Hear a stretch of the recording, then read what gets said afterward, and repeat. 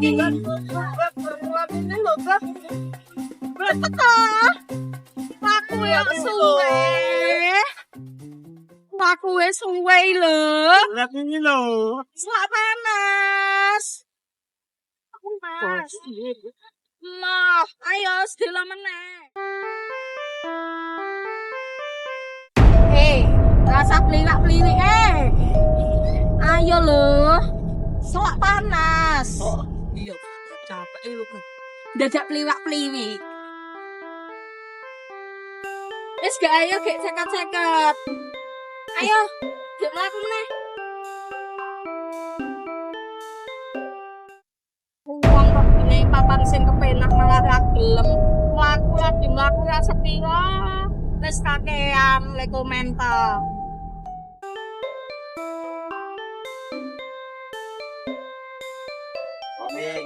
Becak kan?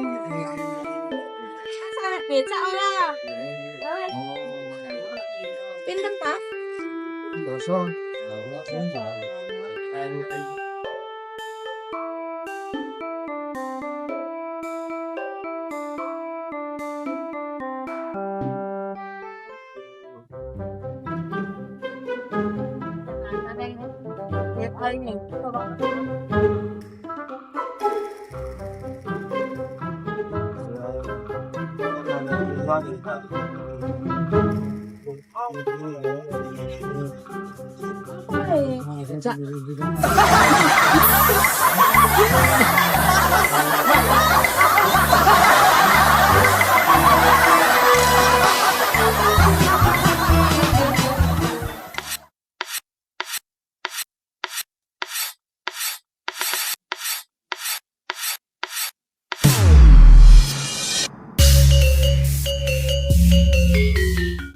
Para pemimpin inovatif yang kami hormati, kepadatan lalu lintas menjadi persoalan hampir di setiap kota.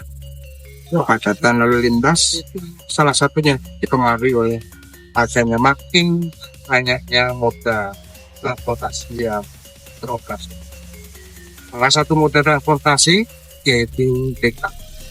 Di lapangan kita berdiri untuk becak kayu dan becak. Hal ini nampaknya perlu ada inovasi. Dan pada tahun 2015 telah dimulai launching untuk becak alternatif listrik. Namun demikian, sampai tahun di 2024 nampaknya becak listrik belum operasional yang masih. Inovasi sangat bergantung pada kondisi lingkungan strategik yang berkembang. Nah, jadi itu kan perda apa kan kita sudah kuat DIY. Pada perda nomor 16 tentang penguatan atau perlindungan kendaraan tradisional, ada becak, kayu, kemudian ada andong, ada dokar, kalau nggak salah ada gerobak juga. Nah, sementara faktanya kita lihat Malioboro aja lah. Di Malioboro itu kan semua hampir 90% bentor. Kemudian 2010 riset saya lanjutkan, waktu itu langsung saya gunakan itu ada dua opsi. Dua opsi itu becak bukan sekedar hanya sebagai kendaraan transportasi. Dalam abstraksi saya, becak jangan diadu dengan taksi, becak jangan diadu dengan ojek online maupun ojek pangkalan. Dalam visual maupun dalam penyajian, kemudian untuk komunikasi, berusaha becak itu kita naikkan harganya menjadi wahana, Pak. Jadi di wahana ini muncul ada dua hal. Satu, becak tetap klasik, pakai tenaga penggerak listrik. Yang kedua, becak kita lengkapi dengan brand. Ada sisi tempong kiri kanan itu, kalau bisa jadi sarana untuk monetize dari produk itu. Kemudian menjadi satu prototipe namanya becak listrik Android tahun 2016. Dari riset 2010 sampai 2012. Nah, waktu menggunakan becak dengan tenaga listrik dan kita pakai Android, aplikasi Android, respon tamu-tamu sangat luar biasa, Pak. Dan kita sempurnakan itu gagasan kita, bahwa becak Jogja itu jangan dihantamkan dengan moda transportasi lainnya. Justru becak Jogja itu punya keunggulan. Keunggulannya apa? Itu karena ruangannya yang luas di dalam itu. itu bisa ada monitor satu, tablet, kemudian ada aksesoris audio ya. Dulu kita pakai itu yang produk dari luar juga. Itu kita duduk itu lihat video bisa surround. Jadi aplikasi yang kita terapkan dulu itu bukan aplikasi untuk order apa enggak, tapi justru aplikasi untuk membuat wisatawan itu nyaman di situ. Jadi kita connect dengan aplikasinya Jogja Istimewa.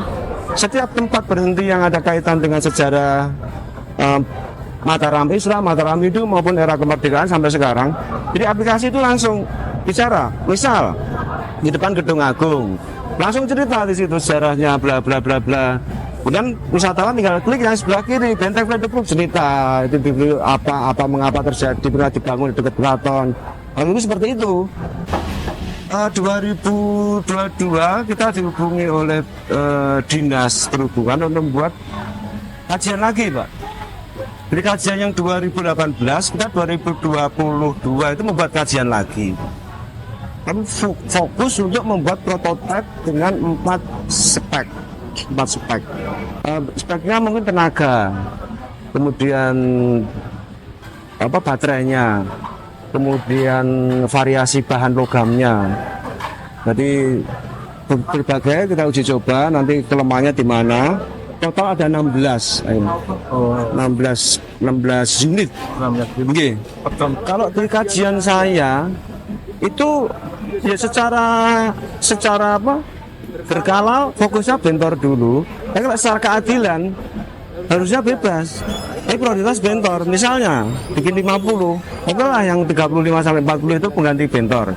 Tapi 10 sampai 15 itu tetap haknya pengayuh juga, Pak. Bisa kan, misalnya dia udah sepuh apa itu.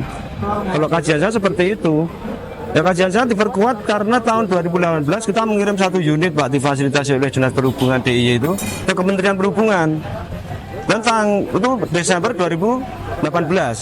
Kemudian bulan Maret 2019, nah dari Dirjen Angkutan Darat itu membuat rekomendasi kepada Gubernur bahwa becak yang kita sajikan di Jakarta itu di kementerian itu sangat layak untuk menggantikan bentor dengan catatan sebanyak 2 halaman teknis semua itu. Nah, kemudian kita bikin lagi 4 itu sesuai dengan arahan dari kementerian mengenai keamanan, di luar SE3 karena kan nggak kaitan dengan Perda nomor 16 kan kementerian. Kemudian bentor nggak aman, ini penggantinya, solusinya ini. Skema untuk penggantiannya itu mungkin masih belum jelas, Pak. Taruh aja itu becak aku tak store untuk ijol. Kalau menurut saya, Pak, ditata dulu itu komunitas sudah terdata, Pak. Sangat-sangat kooperatif kan komunitas becak bentor lah, anggap aja lah, karena segmen sasaran kita bentor meskipun nanti becak kayu juga terlibat. Itu mereka sudah sangat-sangat sepakat dengan konversi, mereka sepakat. Nah sekarang skemanya jelas seperti apa dari pemerintah daerah, apakah lewat membentuk itu paguyuban atau koperasi atau apa, kemudian skemanya seperti apa. Kalau bantuan jangan, Pak, tidak mendidik. Bantuan terus becak TPM harus ada tanggung jawab meskipun ada subsidi.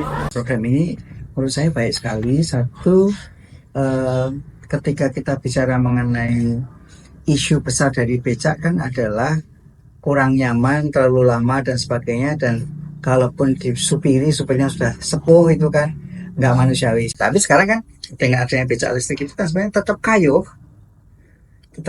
tetapi ketika dia sudah lebih manusiawi juga karena dia bisa diberi power sehingga dia lebih kuat.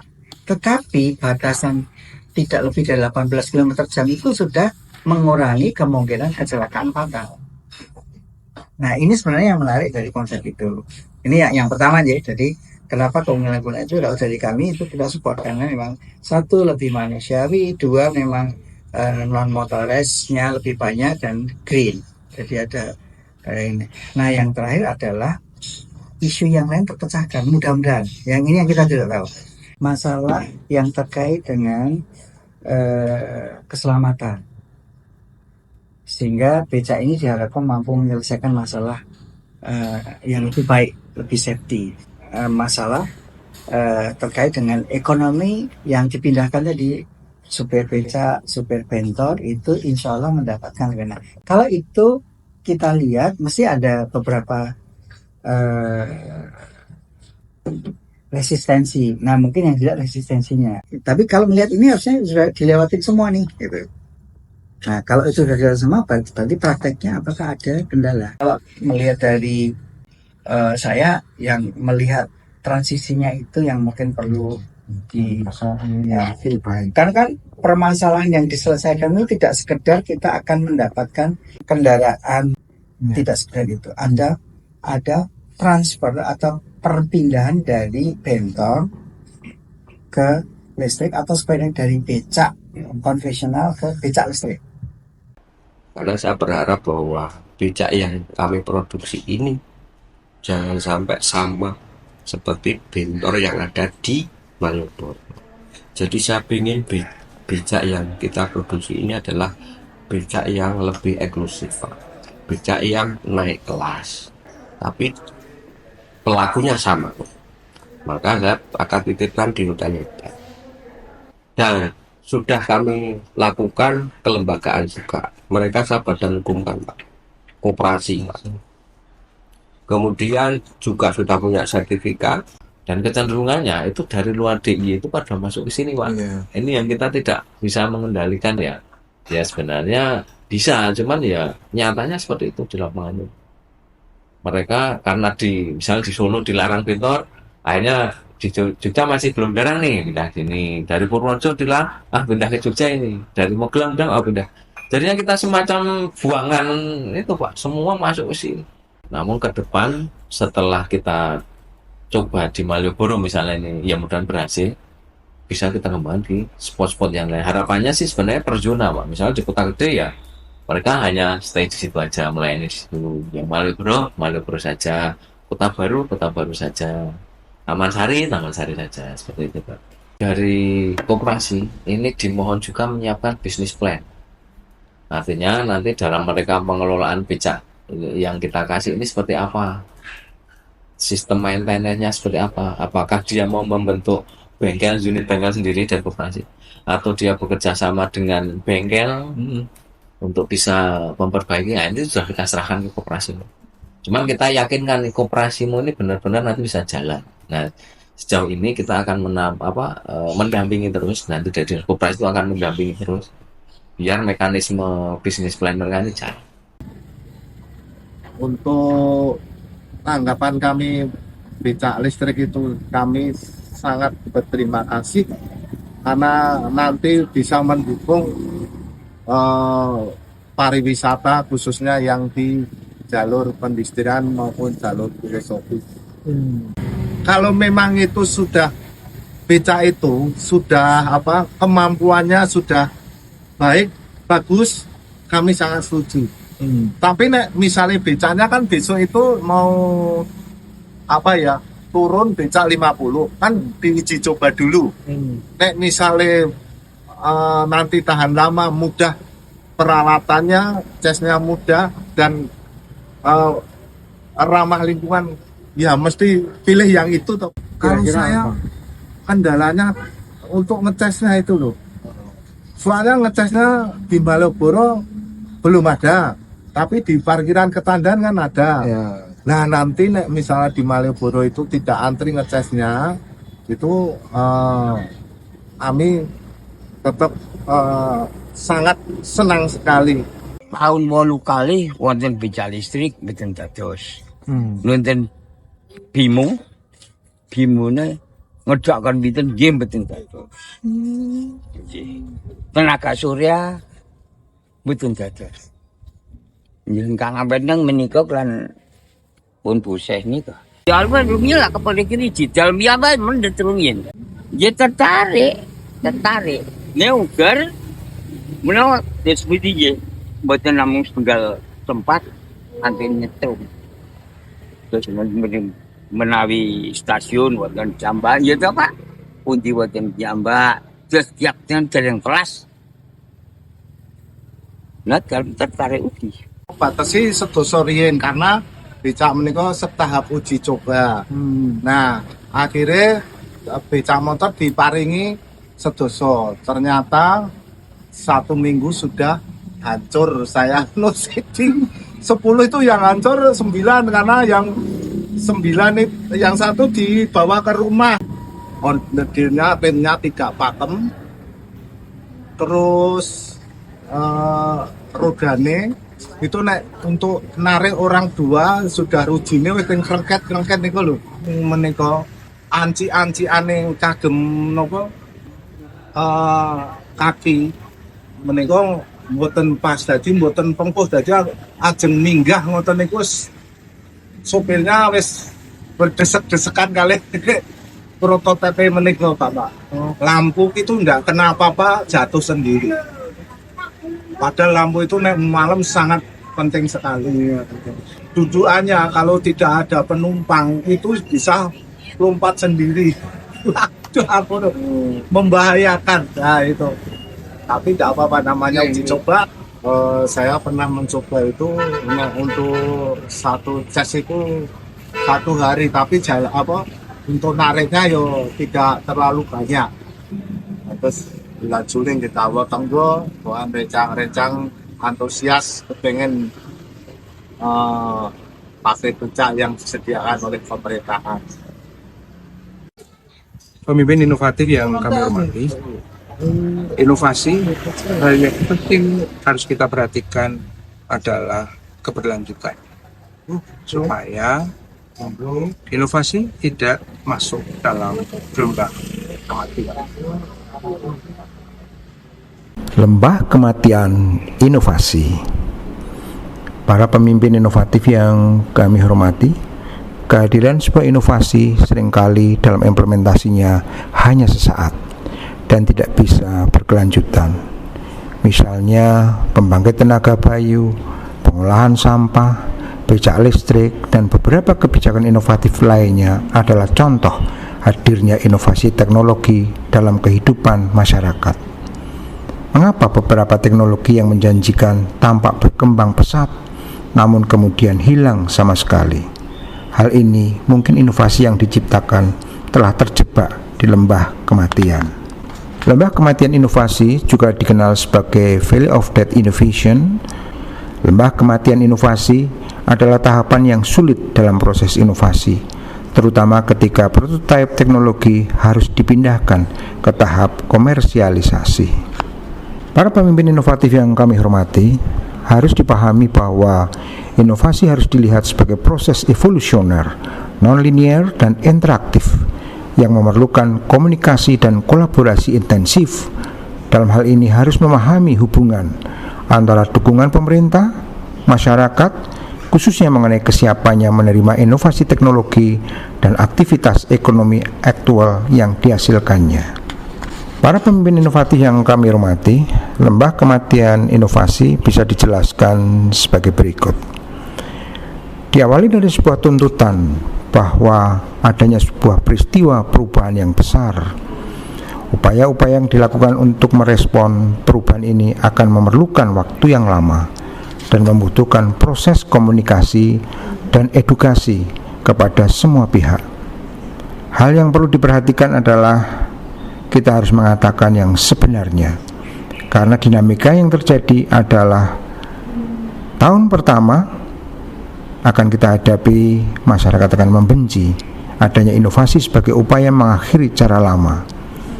Kemudian di tahun kedua mulai ada toleransi, dan tahun ketiga mulai menyukai kinerja inovasi tersebut. Sehingga dengan kata lain, kita perlu kesabaran. Inovasi kebijakan yang dibuat terkadang benar bagi institusi, namun belum tentu benar bagi individu. Sehingga perlu adanya kesiapan untuk mengubah dan mengakhiri cara-cara yang lama. Inovasi sebagai bentuk cara mengubah cara lama akan melewati dinamika sesuai perkembangan lingkungan strategiknya. Tingkat keparahan reaksi atau beratnya reaksi pada perubahan lingkungan strategik akan membuat sebuah inovasi akan melewati lembah kematian atau lembah keputusasaan, di mana besar kecilnya lembah sangat ditentukan durasi dan banyaknya gangguan. Yang perlu kita perhatikan ketika suatu inovasi melewati suatu lembah kematian atau lembah keputusasaan adalah beberapa fase. Fase yang pertama adalah kita harus membuat konsep desain yang baik, termasuk diantaranya adalah penetapan tujuan sesuai hasil identifikasi masalah yang akan diselesaikan, baik itu desain teknis, ketepatan pengambilan kebijakan publik, penempatan lokus, maupun pemilihan objek. Kesempurnaan konsep desain dalam menciptakan prototipe tergantung juga pada kelengkapan data, perencanaan pengelolaan, dan kesiapan masyarakat sebagai penerima inovasi.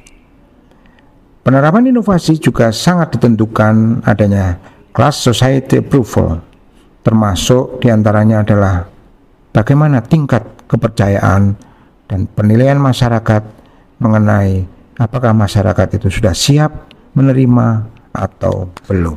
Prototipe yang telah dibuat harus dilakukan transparan performance testing, yaitu percobaan yang langsung diterapkan digunakan oleh masyarakat untuk melakukan pembenahan-pembenahan yang diperlukan.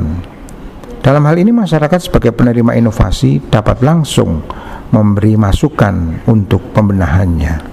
Pada fase 2, prototipe yang sudah benar-benar dibenahi secara baik, maka perlu pula dilakukan intellectual property atau kekayaan intelektual sebagai hak eksklusif yang diberikan oleh negara kepada pencipta atau pemilik ide untuk melindungi aset intelektual mereka. Intellectual property dapat meliputi berbagai bentuk karya seperti merek dagang, desain industri, hak cipta, dan paten. Intellectual property ini berfungsi untuk melindungi ide-ide kreatif dan inovatif dari pencurian atau penggunaan tanpa izin, sehingga memungkinkan pemiliknya untuk mendapatkan manfaat ekonomi dari karya mereka. Pada fase kedua ini pun kita harus memperhatikan bagaimana sebuah inovasi ini agar dapat berkelanjutan, yaitu perlu dipikirkan adanya techno-economic analysis sebagai metode yang digunakan untuk menganalisis kinerja ekonomi mulai dari proses industri produk hingga pelayanannya, sehingga akan diketahui benefit yang didapatkan setelah menerapkan inovasi. Bila telah menunjukkan adanya nilai benefit dari sebuah inovasi, maka sangat dimungkinkan munculnya peluang further investment, yaitu penambahan modal atau dana tambahan ke dalam suatu investasi yang sudah ada atau ke dalam investasi baru. Pada fase yang terakhir, fase 3, yaitu merupakan fase pengembangan inovasi yang telah diciptakan atau sering disebut sebagai tahap trial installation, sebagai proses lanjutan, yaitu dengan menginstal suatu produk aplikasi software guna mendukung layanan dari inovasi yang diciptakan, yang biasanya ditawarkan secara gratis atau dalam jangka waktu tertentu. Para pemimpin inovatif yang kami hormati, setelah semua fase terlampaui dengan baik, maka lembah akan menjadi normal dan akan tercipta tingkat produktivitas yang tinggi. Dengan kata lain, inovasi berkelanjutan akan terjadi.